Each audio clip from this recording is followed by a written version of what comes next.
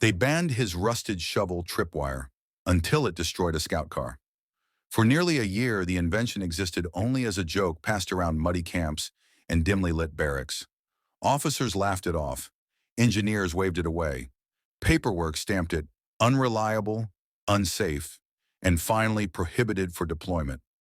It was called, half-mockingly, the rusted shovel tripwire. And then one morning on a quiet road that intelligence reports insisted was secure, it obliterated a scout car and forced an entire doctrine to change. An idea born from shortages. The creator was not a celebrated weapons designer, nor a decorated tactician. He was a field sapper with a reputation for improvisation and a knack for surviving with nothing but scrap, wire, and stubbornness. The problem he faced was simple and deadly. Enemy scout vehicles were slipping through perimeter zones undetected. Mines were too conspicuous. Standard tripwires were swept easily. Electronic sensors failed in rain, mud, and cold. And precision munitions were scarce. What wasn't scarce? Broken tools, corroded metal, abandoned shovels, old detonation caps, and time spent watching how vehicles actually moved. The sapper noticed something crucial. Scout cars didn't roll cautiously everywhere. On safe roads, they accelerated. Drivers trusted routine. Tires followed ruts. Suspensions compressed predictably. He didn't need a sophisticated trigger. He needed certainty. The rusted shovel. The core of the device was laughably crude. A broken, rusted shovel blade buried vertically beneath the road surface, its jagged edge angled toward the undercarriage. The shovel wasn't the weapon, it was the lever. A thin steel wire, salvaged from fencing, ran from the shovel blade to a concealed striker mechanism. The wire lay loose, slack, and invisible, stretched just high enough to be brushed by an axle or differential housing. The brilliance was in what it didn't rely on. No pressure plate, no electronics, no precise weight calibration, no visible trigger. If a vehicle passed slowly, nothing happened. If it passed normally, still nothing. But if it passed fast, as scout cars do when confident, the wire snapped taut, yanking the shovel upward like a guillotine. That sudden movement slammed the striker into a small explosive charge placed not under the tire, but under the engine block. Why it was banned. When the sapper submitted the design for approval, it triggered immediate alarm. The objections were many. Unpredictable activation. Improvised materials compromise safety. Non-standard mechanism violates protocol. Shovel blade could corrode further. Tripwire lacks consistency. Unofficially, there was another reason. It looked unprofessional. Doctrine favors clean schematics, labeled components, and factory tolerances. The rusted shovel tripwire looked like something a desperate farmer would bury, not an army. The ban was swift and absolute. No deployment, no testing, no documentation beyond a footnote in rejected proposals. The sapper was told plainly, if it can't be measured, it can't be trusted. The morning everything changed weeks later, an advanced scout car rolled down a secondary road that maps marked as cleared. It was early. Visibility was good. No radio chatter suggested danger. The vehicle accelerated. Under its chassis, the axle brushed the wire. The wire snapped tight. The shovel blade lurched upward with violent force, pulling the striker free. The explosion did not flip the car. It did something worse. It ruptured the engine block, shattered the transmission housing, and sent fragments upward into the crew compartment. The vehicle slid forward a few meters, smoking, before going dead silent. Recovery teams later described the damage as surgical. No massive crater, no obvious mine signature. Just a destroyed scout car in the middle of a road everyone trusted. Aftermath and reversal investigators initially suspected a new type of factory-produced mine. Only after careful excavation did they uncover the truth. A rusted shovel blade, a snapped wire, a handmade striker, the same design that had been dismissed as unreliable. This time no one laughed. Testing followed, quietly at first, then extensively. The results were uncomfortable for doctrine. The device failed less often than standard pressure mines. It ignored foot traffic entirely. It activated only at vehicle speeds. It was nearly invisible to mine rollers and electronic scanners. It used materials found anywhere. Most damning of all, it worked because it was crude, not in spite of it. Rust reduced reflectivity, imperfection avoided pattern detection, simplicity eliminated failure points. Lessons the shovel taught, the rusted shovel tripwire forced an institutional reckoning. Modern warfare had become obsessed with sophistication, sensors, networks, algorithms. But this device reminded planners of an older truth. Reliability does not require elegance. Effectiveness does not require approval. Sometimes the most dangerous weapon is the one no one believes in. The ban was quietly lifted. The design was never officially named, and the sapper never received public credit. But in training manuals, there is now a single line, buried deep in an appendix. Do not underestimate mechanically triggered improvised devices, regardless of material condition. A lesson written not in ink, but in twisted steel and shattered confidence. And it all started with a rusted shovel no one took seriously, until it destroyed a scout car and changed how roads were feared again. After the destroyed scout car was hauled away and the craterless road repaved, commanders expected relief. Instead, something far more dangerous settled in. Uncertainty. Patrols slowed, convoys spread out, drivers stared at perfectly ordinary stretches of dirt as if they might blink and bite back. The rusted shovel tripwire had done more than kill an engine. It had killed confidence. A weapon that punished habit. What terrified planners wasn't the damage, but the logic behind it. Traditional minds punish presence. This device punished routine. It didn't care that a vehicle existed. It cared how that vehicle behaved. Same road every morning, same speed, same ruts, same assumptions. Then the shovel waited. Intelligence officers realized something unsettling. The device didn't need to be everywhere. It only needed to be where complacency lived. A road cleared yesterday was more dangerous today. A road used daily was more dangerous than one never touched. The enemy didn't have to outgun or outnumber. They only had to observe. Attempts to counter it. The first countermeasures failed embarrassingly.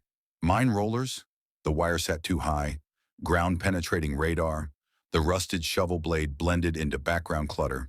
Electronic sweeps? There was nothing electronic to detect. Engineers tried reinforcing undercarriages. That worked, until the charge size was adjusted upward by hand, on-site, with no factory limitations.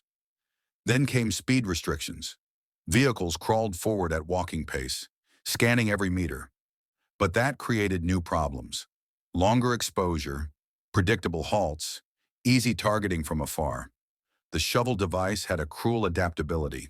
Changed behavior, and it changed meaning. Slow movement avoided detonation, but created vulnerability. Fast movement ensured detonation, but reduced exposure. There was no perfect answer. The doctrine debate inside planning rooms. A quiet argument split the room. One side insisted, this is a one-off improvisation. It can't scale. The other side countered, that's the problem. It doesn't need to. Factories produce consistency. Improvisation produces surprise. The rusted shovel tripwire wasn't a weapon system. It was a method of thinking. Anyone with scrap metal and patience could replicate the idea differently every time. No serial numbers, no supply chain, no pattern long enough to study. Doctrine, which thrived on repeatability, found itself outpaced by creativity. The man behind the idea, the sapper, was finally questioned, not interrogated, but studied. They expected confidence, maybe smugness. Instead, he shrugged. It's just leverage, he said. Vehicles are heavy. Roads are predictable. People trust what looks ordinary. When asked why he used a shovel, he answered simply, because no one respects a shovel. That line made its way unofficially into classrooms and briefings. Not quoted, but remembered. Proliferation without permission. Within months, reports emerged from other regions. A bent crowbar used as a vertical striker, a rusted door hinge acting as a pivot arm, farm tools repurposed as motion amplifiers, wire triggers replaced with fishing line, brake cable, even braided cloth. None were identical, all shared the same philosophy. The original rusted shovel tripwire had become something worse than a single threat. It had become inspiration. Banning it no longer mattered. The idea was loose. Psychological impact, veteran drivers began to say the same thing. You stop looking for mines. You start doubting roads. That doubt slowed operations more effectively than explosions ever could. A weapon that detonates once may kill a vehicle. A weapon that changes behavior kills momentum. Commanders noted increased fuel use, delayed timetables, and mounting fatigue. Units spent more time clearing than advancing. The shovel didn't just destroy machines, it reprogrammed caution. What was never officially admitted. No public document credited the device, no press release acknowledged the ban reversal, no medal ceremony followed, but quietly training shifted. Recruits were taught to think like scavengers. Engineers were told to respect asymmetry. And instructors repeated a warning that echoed through muddy classrooms. If it looks stupid, don't assume it is. Closing thought. The rusted shovel tripwire proved something armies have always struggled to accept. The battlefield does not reward polish. It rewards understanding. Understanding of physics, of... By the time headquarters officially acknowledged the threat, the rusted shovel tripwire had already outgrown its origin. What had once been a single banned idea was now a category, a family of weapons defined not by shape or material, but by intent. Manuals struggled to name it. Reports referred to it vaguely as mechanically amplified speed trigger devices. Troops called them something else entirely, road punishers. Trying to standardize the unstandardizable doctrine demands answers that can be printed, trained, and enforced. Faced with the shovel devices, planners attempted exactly that. They issued new procedures, mandatory reduced speed on all secondary roads, randomized route selection, increased standoff distances between vehicles, expanded engineer detachments. On paper, it looked thorough. In reality, it collapsed under friction. Slower speeds doubled transit times. Random routes increased navigation errors. Wider spacing reduced mutual support. More engineers meant fewer riflemen. Every countermeasure carried a cost, and the shovel taxed all of them at once. The device itself cost almost nothing. The uncomfortable discovery. During controlled testing, analysts uncovered a fact no one wanted to say aloud. The rusted shovel tripwire was not especially advanced. It was inevitable. Any environment with heavy vehicles, repeated movement, scrap materials, and patient observers would eventually produce something like it. The ban had not prevented innovation. It had merely delayed acknowledgement. One internal memo summarized it coldly. We are not facing a weapon. We are facing an understanding of motion. When engineers stopped laughing. Perhaps the most telling shift occurred in engineering units. At first, trained specialists dismissed the shovel idea as amateurish. But once they began building replicas themselves, something changed. They realized how forgiving the design was. No precision machining, no exact measurements, no critical tolerances. A bent shovel worked. A cracked shovel worked. Even a broken half-blade worked. The mechanism succeeded because it exploited vehicle behavior, not manufacturing perfection. That realization unsettled professionals more than any explosion. The first failed adaptation. An official alternative was eventually approved. A factory-produced mechanical trigger inspired by the shovel concept, but refined, sealed, standardized. It failed in the field within weeks. Mud clogged it. Springs weakened. Calibration drifted. Predictability returned. The crude original, meanwhile, kept working, because every version was different, and none cared about specifications. One engineer reportedly muttered, "We improved it right out of usefulness." The enemy's advantage wasn't technology. Intelligence analysts began to revise earlier assumptions. The opposing force wasn't winning through superior equipment. They were winning through permission to improvise. No approvals required, no safety committees, no doctrine review boards. If something worked once, it spread by word of mouth. If it failed, it was abandoned without paperwork. The rusted shovel tripwire thrived in that environment because it belonged there. The moral injury of the ban, quiet resentment brewed among lower-ranked troops. They remembered who had proposed the idea. They remembered how it had been dismissed. The ban was no longer seen as caution, it was seen as inertia.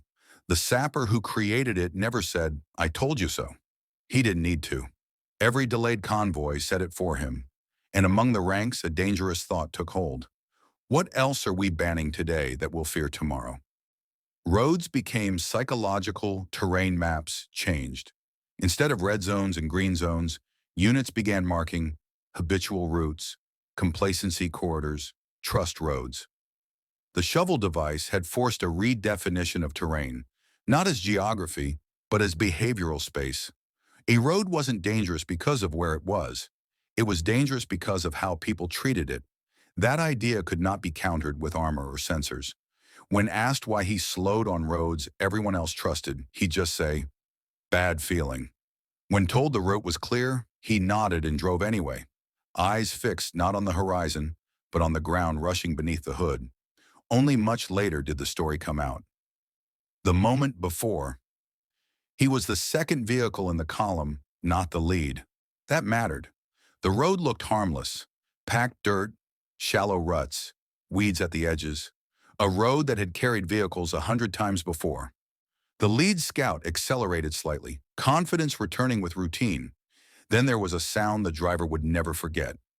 Not an explosion, not a crack. A metal scream, brief and violent, like something being torn upward against its will. The lead vehicle didn't flip. It didn't burn. It simply died, momentum bleeding out in silence as smoke curled from places engines aren't supposed to rupture. The driver slammed the brakes. Instinct saved him. Doctrine hadn't taught that sound. Seeing the unseen, when the engineers finally approached, cautiously, they uncovered the remains. The driver watched from a distance as they brushed dirt away from something absurdly ordinary. A shovel blade. Bent. Rusted. Broken at the edge. "That's it?" someone asked. The driver felt a chill that had nothing to do with weather. Because he understood then. If he hadn't been watching the ground, if he'd trusted the road, if he'd accelerated like always, he wouldn't be standing there. After the report, his statement went into a file. Clean, technical, devoid of fear. But afterward, among other drivers, he told a different version. He spoke about patterns, about how safe roads make you careless, about how danger doesn't announce itself anymore, about how the enemy didn't need to beat armor, just patience. Those conversations spread faster than any official briefing. A new kind of veteran knowledge older conflicts had taught drivers to fear intersections, choke points, bridges. This one taught them to fear familiarity. Drivers began inventing their own rules. Never be the fastest vehicle, never drive the same speed twice, never trust a road you know, never assume yesterday's safety means today's. None of this was written down. All of it was obeyed. The rusted shovel tripwire had created an underground curriculum, passed between drivers, not instructors. The psychological scar. The driver later admitted something quietly, almost embarrassed. "I still hear it sometimes, that metal scream, even when nothing's there." No blast trauma, no visible wound, just a sound that rewired instinct. Why survivors were more dangerous than casualties. Commanders eventually realized something counterintuitive. Destroyed vehicles were replaceable. Killed crews were tragic but silent. Survivors changed behavior.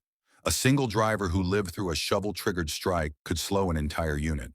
Not through orders, but through hesitation, caution, and stories told at night. The shovel didn't need to detonate often. It only needed to be remembered. The weapon that didn't want credit. The original sapper never met the driver. They existed in different layers of the war, but their experiences were linked by the same invisible thread. An understanding that war punishes predictability more than weakness. One buried a shovel, one survived it. Both learned the same lesson. Closing thought of Part 4. The rusted shovel tripwire was never meant to be legendary. It had no name etched in steel, no official designation, no inventor's mark. Yet it left something far more permanent than wreckage. A generation of drivers who no longer trusted the ground beneath them. And once a road loses trust, it never truly becomes safe again. Legends don't spread because they are true. They spread because they feel true. The rusted shovel tripwire crossed that line quietly, slipping from after-action reports into stories, from stories into warnings, from warnings into something closer to myth. By the time higher command tried to control the narrative, it no longer belonged to them. How stories outran orders official guidance arrived late and sounded hollow. Briefings talked about non-standard mechanical threats. Slides showed diagrams stripped of context. Language softened the fear into terminology, but drivers didn't remember slides. They remembered voices. They remembered someone leaning close and saying, "It wasn't a mine. It was a road that got tired of being trusted." That sentence did more than any memo ever could. Mutation of the idea. As the story spread, the shovel itself became less important. Some swore it was a shovel.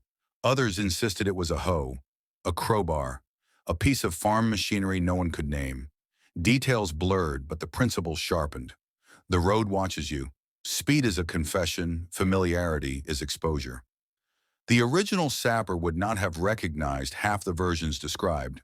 That didn't matter. Legends are not about accuracy. They are about instruction. Training couldn't kill it. Instructors tried to contain the phenomenon. They reminded troops that not every road was trapped. Overcaution caused delays.